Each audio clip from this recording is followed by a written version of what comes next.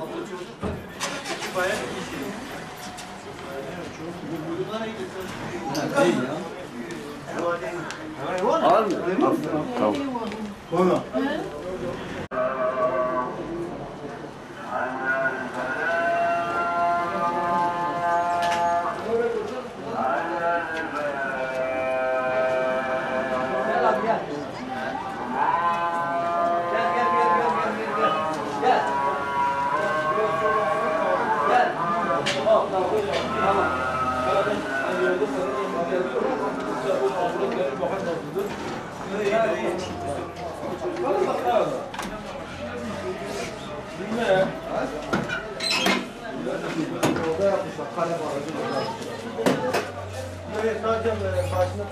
Abi buraya bir açalım.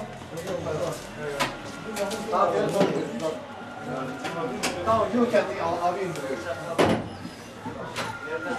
Abi müsaade ediyoruz, açıyoruz oraya. Abi şurayı bir açalım. Açıyoruz. Şurayı bir açalım. Gençler siz bırakın. Evet abi, gelen var mı? İyisin. Merhaba.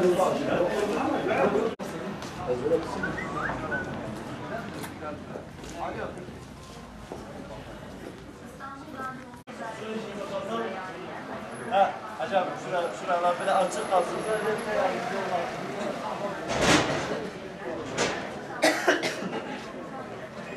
Gel. Gel. Sağ yap. Tam sağ yap. Dur gel. Tam dur gel. Gel. Gel serbest gel. Gel. Gel. Tamam yeter. Tamam. İleri gönder, ileriden düzelsin aracını.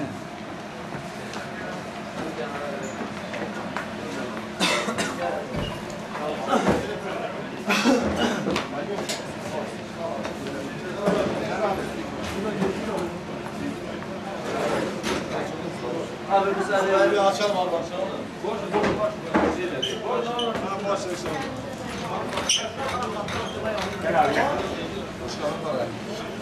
Bora.